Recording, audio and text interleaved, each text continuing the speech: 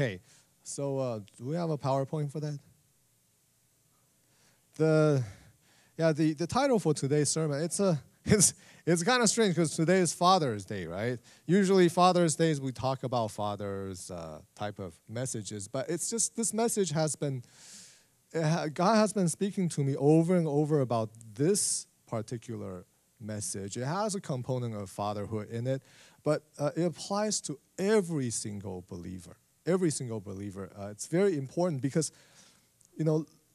probably like me, okay, for most of my Christian walk, I did not realize what an important role God has placed me in, because I see myself as someone who's not equipped well enough, not gifted enough to do important things for God. I'm not sure if any of you guys have the same type of feeling and understanding. But as I've been just doing my Christian walk, doing what I know, doing what I can, I've discovered that, our God in heaven, and that's why we call him Father. He has a heart of a father to not just allow us to experience him. He wants us to experience the grand things that he has. What a great God he is, and what great plans he has for us.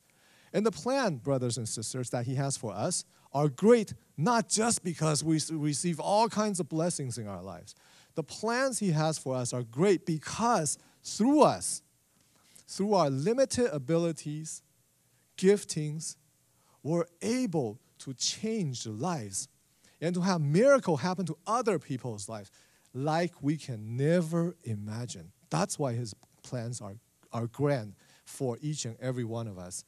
And most of the time, we do not realize that. Well, I don't. It's very hard for me to see that.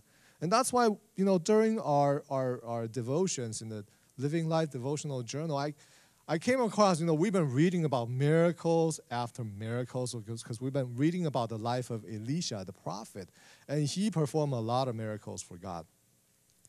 But this time, there's a particular miracle that happened to the people in Israel that didn't involve too much of what Elisha did, but it involved four of the most unlikely people to be a part of God's miracle. Very, very unlikely. And it's recorded in 2 Kings chapter 7. We're going to read a portion of it, verse 3 to 11. Verses 3 to 11. So this is what happened this time for this miracle, okay? So the Word of God says that now there were 4 men with leprosy. So for those of you who don't know what leprosy is, it's a horrible disease.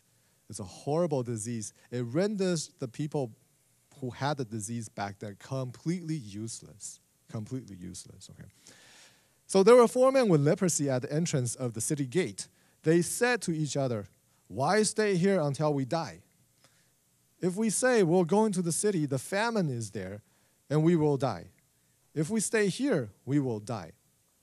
So let's go over to the camp of the Arameans and surrender. If they spare us, we live. If they kill us, then we die." At dusk, they got up and went to the camp of the Arameans. When they reached the edge of the camp, no one was there. For the Lord has caused the Arameans to hear the sound of chariots and horses and a great army, so that they said to one another, "Look, the king of Israel has hired the Hittite and the Egyptian kings to attack us." So they got up and fled in the dusk and abandoned their tents and their horses and donkeys. They left the camp as it was and ran for their lives. The men who had leprosy reached the edge of the camp, entered one of the tents, and ate and drank. Then they took silver, gold, and clothes and went off and hid them. They returned and entered another tent and took some things from it and hid them also. Then they said to each other, "What we're doing is not right. This is a day of good news, and we're keeping it to ourselves. If we wait until daylight, punishment will overtake us. Let's go at once and report this to the royal palace." So they went and called out to the city gatekeepers and told them, "We went into the Aramean camp, and no one was there, not a sound of anyone, only tethered horses and donkeys. and the tents left just as they were. The gatekeepers shouted the news, and it was reported within the palace. It's a very strange account. Let me tell you guys what was happening back then, okay?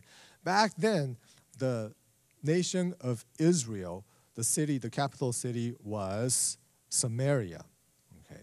And Israel was led by a king, Joram, who was very, very defiant of God, who was supposed to worship the one true God, but decided to follow the ways of the Gentiles and worship all kinds of false gods. And because of that, God has told the prophet Elisha that, hey, you guys are going to suffer punishment unless you change, okay?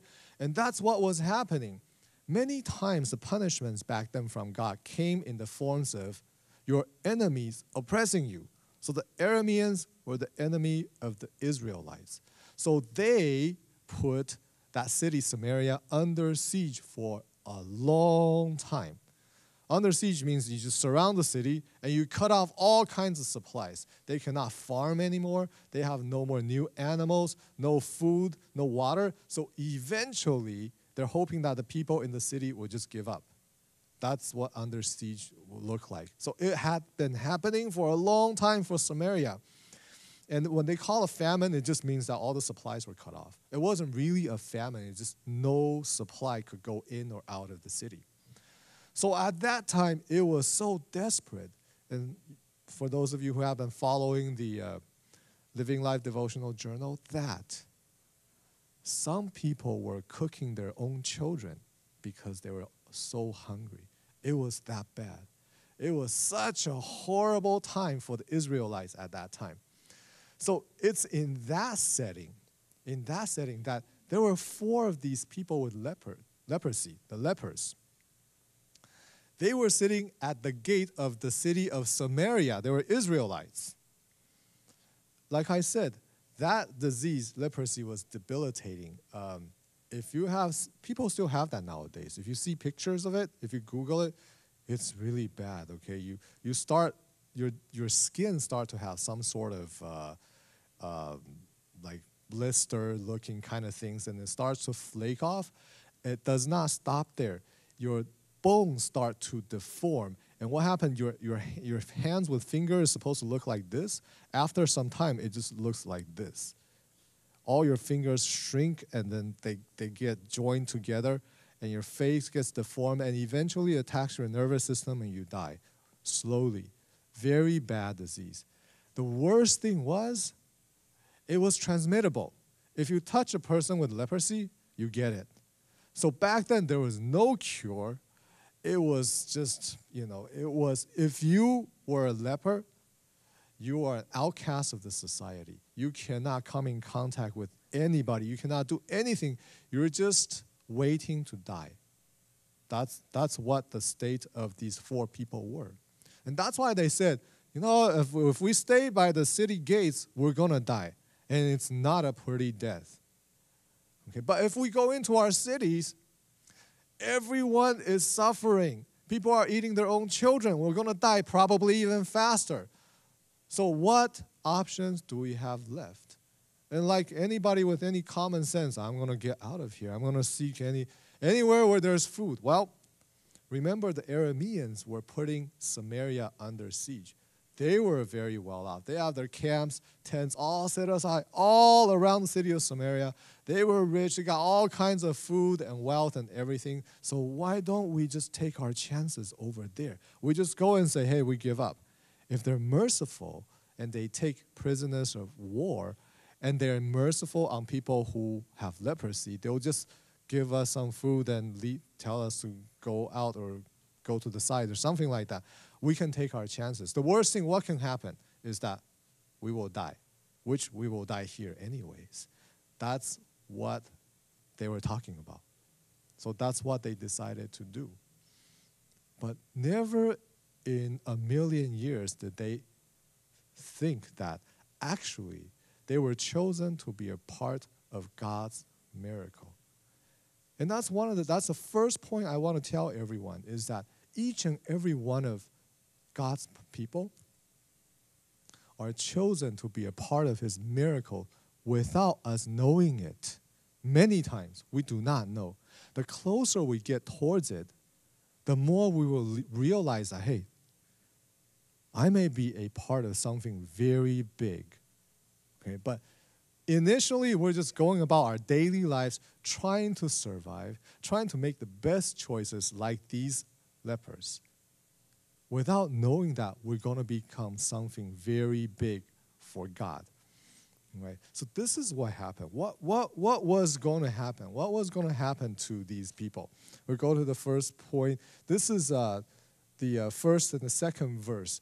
This is actually a prophecy that God told Elisha to tell the people in Samaria, the people who were starving, who were going through famines, who were eating their own children, because they cried out to God, have we not been punished enough? When is this going to end? And God was always very merciful whenever his people cried out to him, even though they have committed great sins. If there's any chance for them to turn around, he'll save them.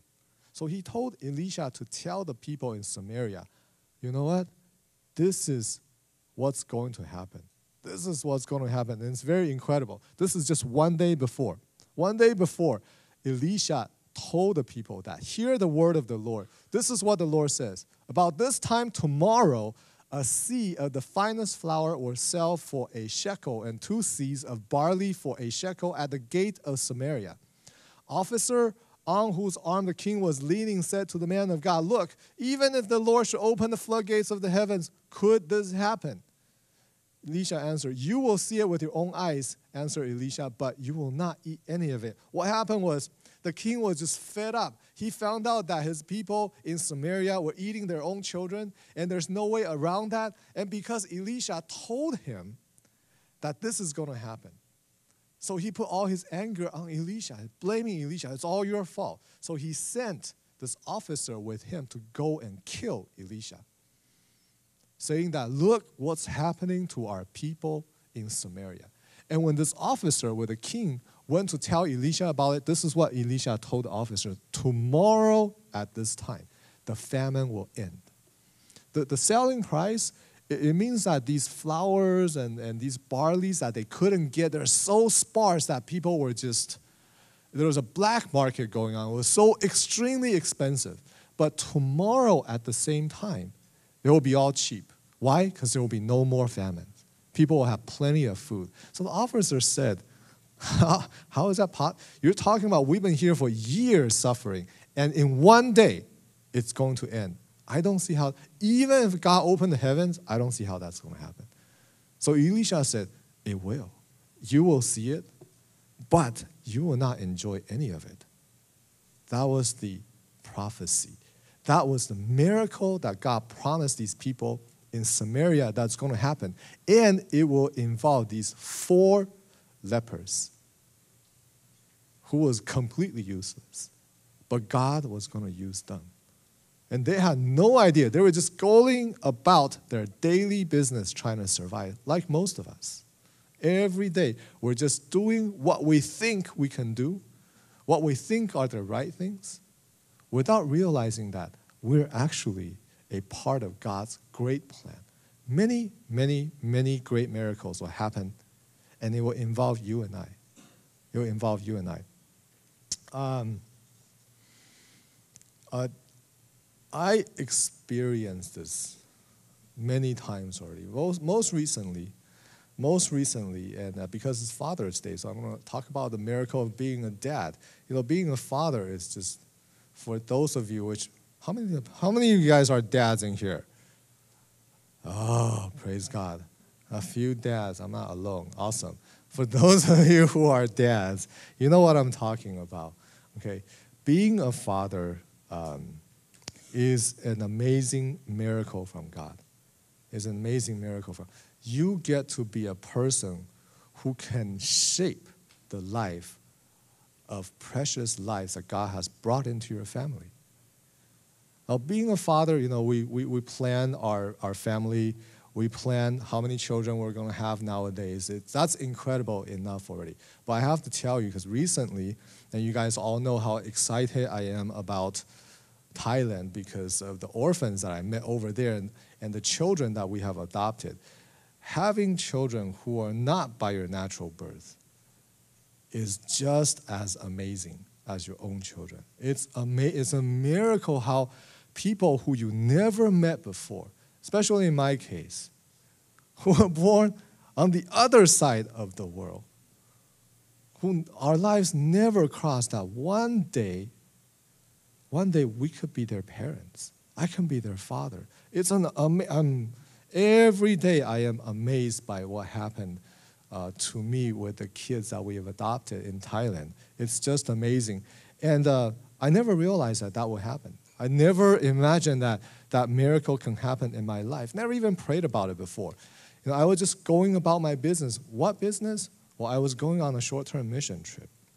And some of you know the story. I've been on many short-term mission trips, many short-term mission trips, and served many young people before on these mission trips. And the mission trips are always very special. However, there were missions to me. Mission is just a task you were assigned, and you want to be responsible and carry out the mission to the best of your ability. That's how I viewed mission trips all these years. I went, I prepared well, I trained my team, and we went there and we carry out the mission. And afterwards, we come back. That was mission trips to me. So on my mission trip to the Golden Triangle, to this orphanage, it was the same. I prepared all my team, those of you who went with me, we prayed for 6 weeks before it happened. We trained, we talked about the programs we're going to run. We communicated with the pastors over there, and we went and we carried out the mission. Just like my other mission trips. So I did everything like I'm supposed to do. Like these 4 lepers, doing the things that they just thought was best. But one day on my mission trip in 2014 to the orphanage, I was in the courtyard, and it was break time. All the kids were just doing their own stuff in their rooms. And I saw a girl walking in the courtyard, and she looked very sick. And she was one of the older girls in the orphanage. And just days before that, we were up in the mountains running Christmas programs, and she was like a worship leader. She was a dancer. So she did all these things. And at that time, I've already noticed that she looked more tired than the other kids. And she looked really tired that afternoon when I saw her in the courtyard. And so I walk up to her and I ask her, "Are you sick?" And she said, "Yeah, I've been sick for a few days." Well, that's incredible. And you've been serving, and it's winter time. You've been serving in the mountains, and why didn't you rest? And she's like, because I couldn't communicate very well with her. She spoke some Mandarin, I spoke zero Thai, and she didn't. So I just have to do my best. She didn't know how to answer me. And I said, "You know what? Let me pray for you." So I laid my hand on her shoulder and I prayed for God to heal her.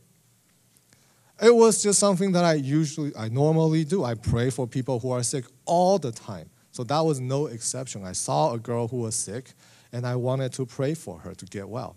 That was it. Little did I find out that she told me later, no one has ever done that for her, which I couldn't imagine. She lived in a Christian orphanage, and it's a very loving orphanage, very, very loving. But all her life, she has been treated as a part of a group.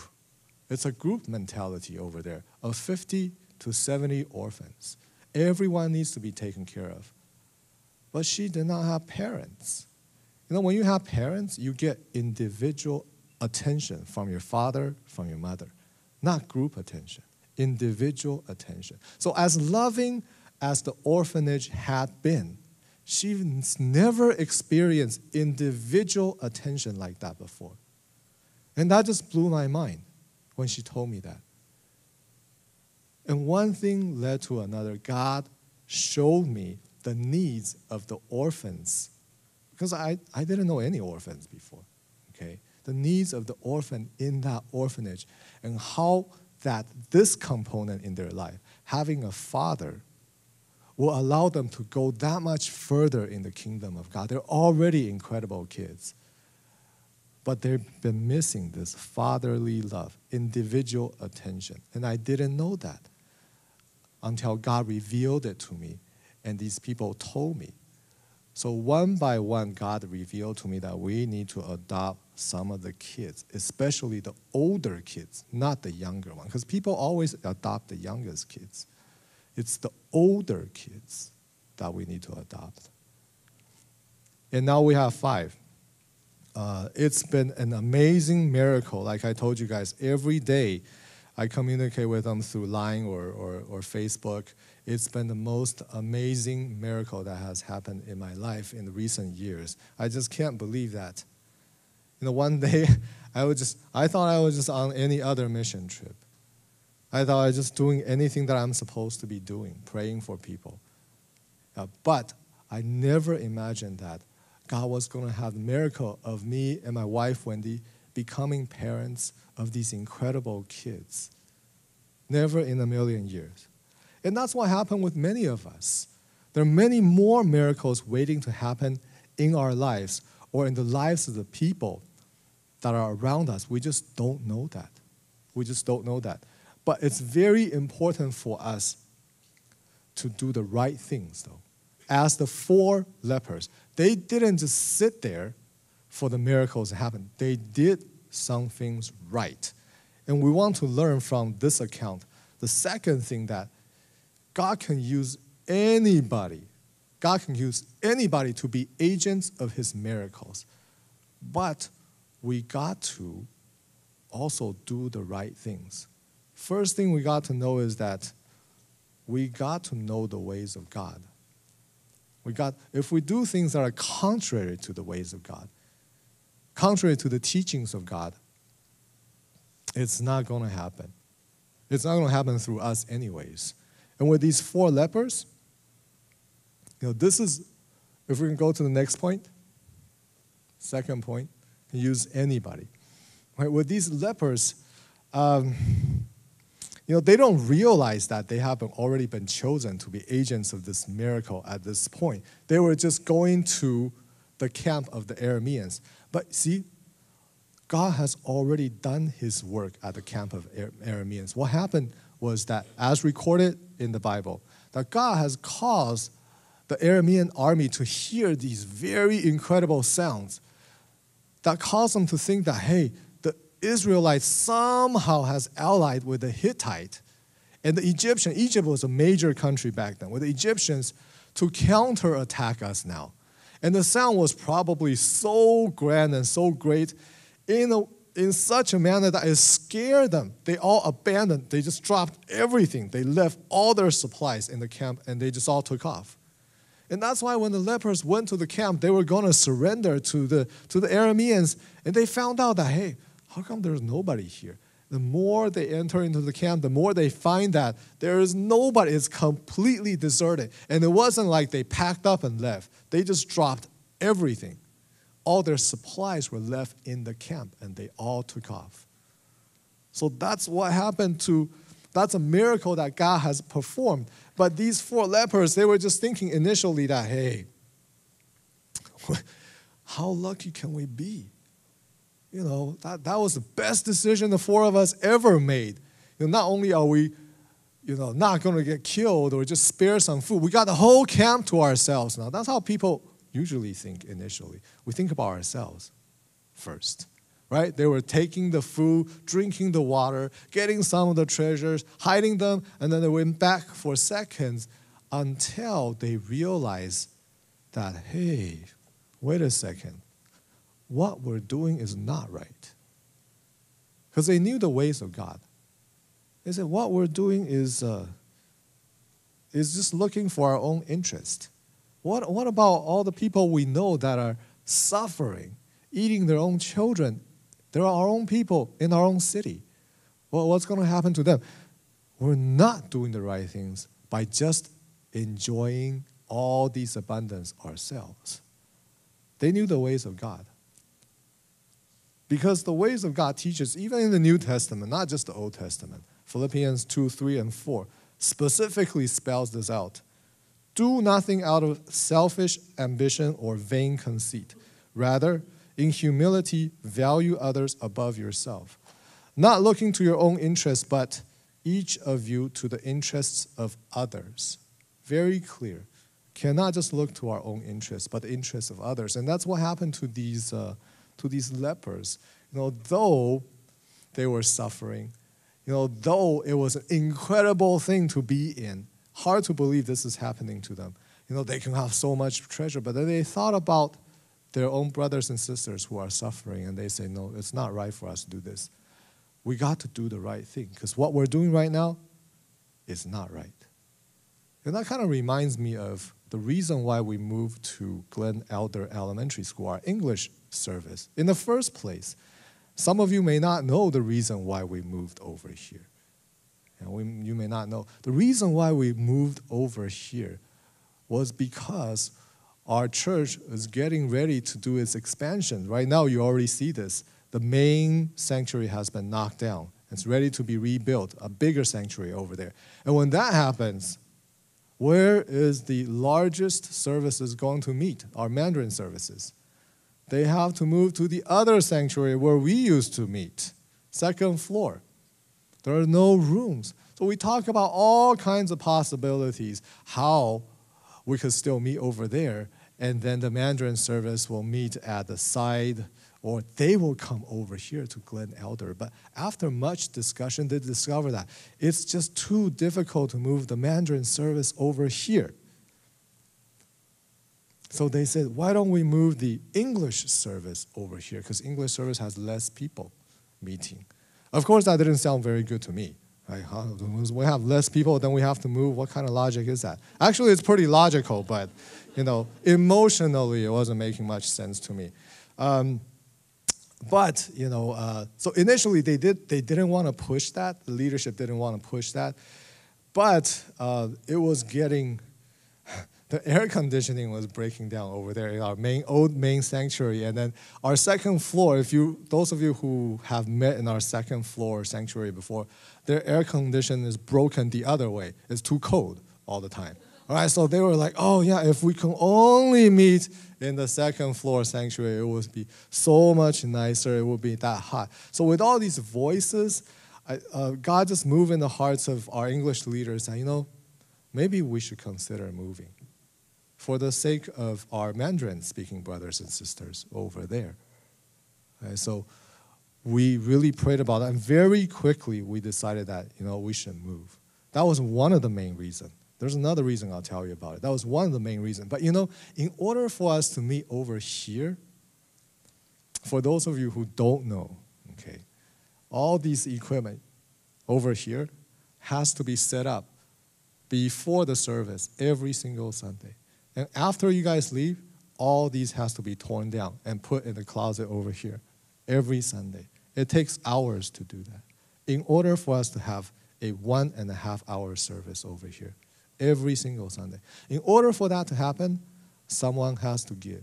Someone has to sacrifice. Someone has to say, hey, we want to do the right thing. Not just for our sake, but for the sake of services that we don't even attend. But it's the right thing to do.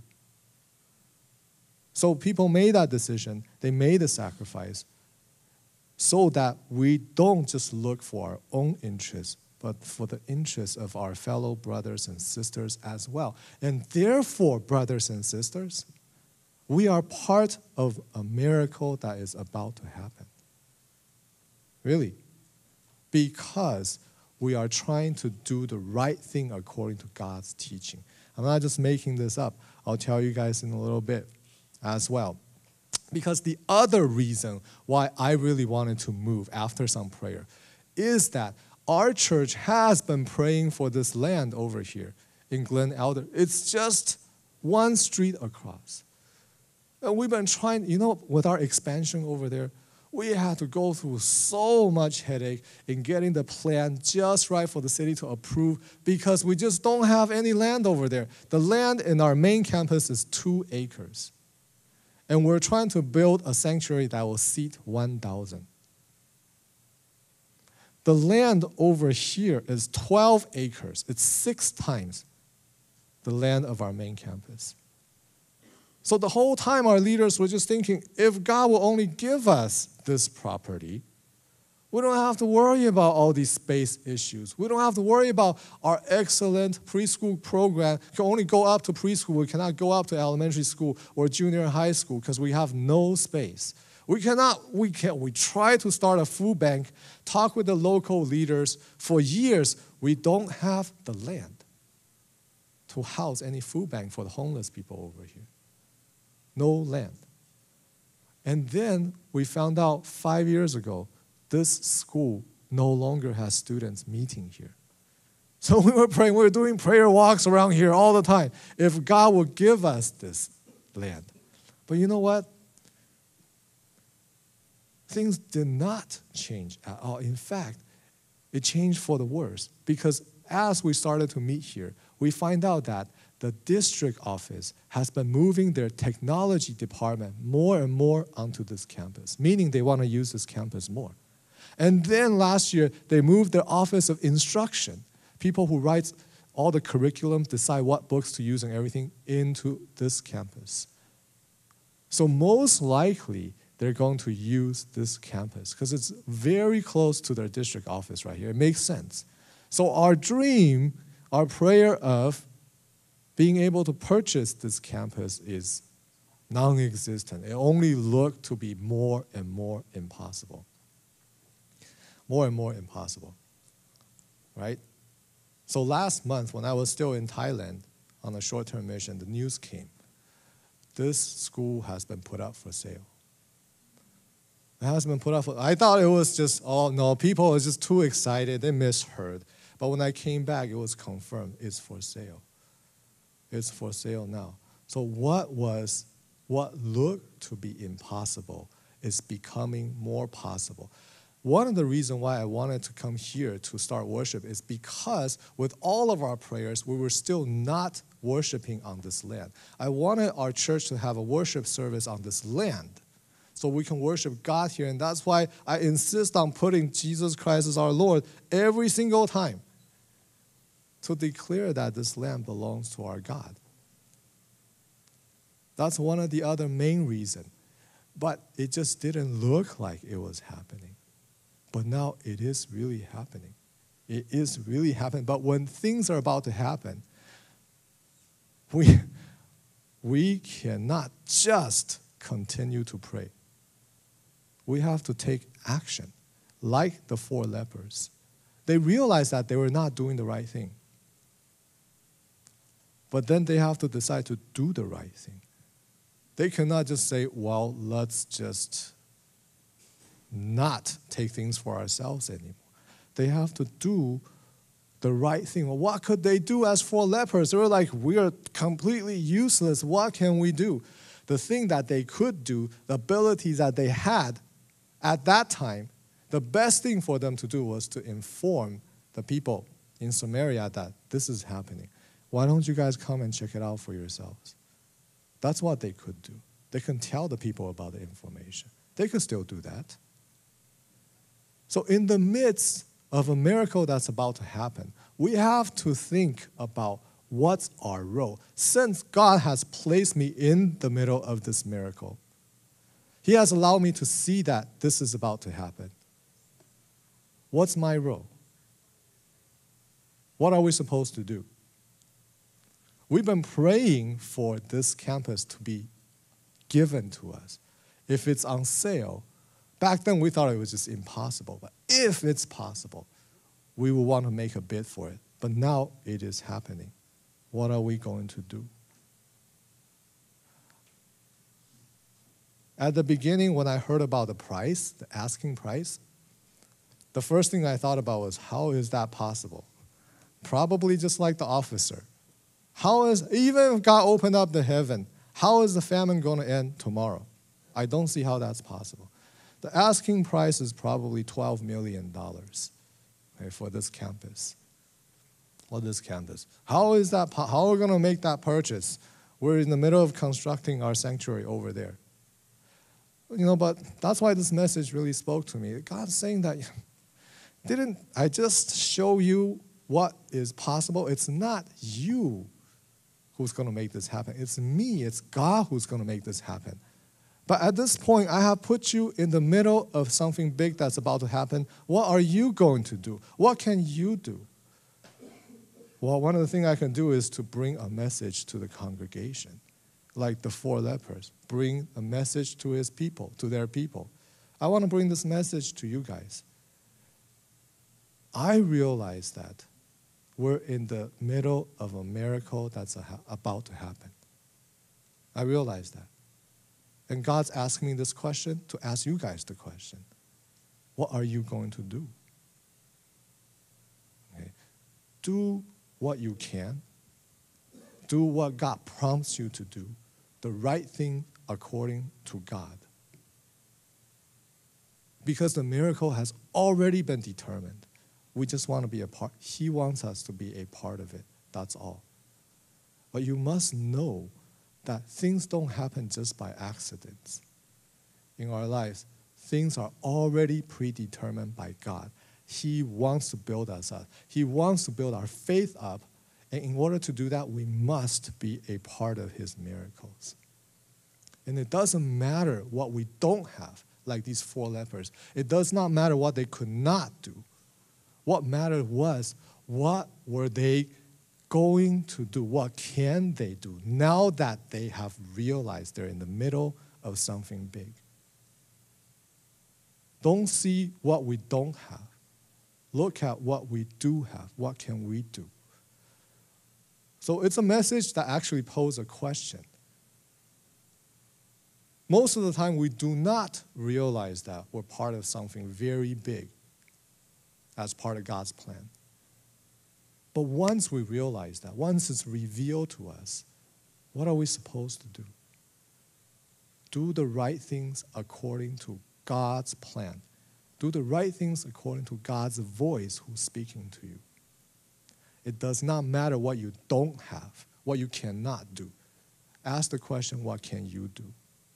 And that's how miracles can happen through each and every one of us who has been called by God. Let's pray.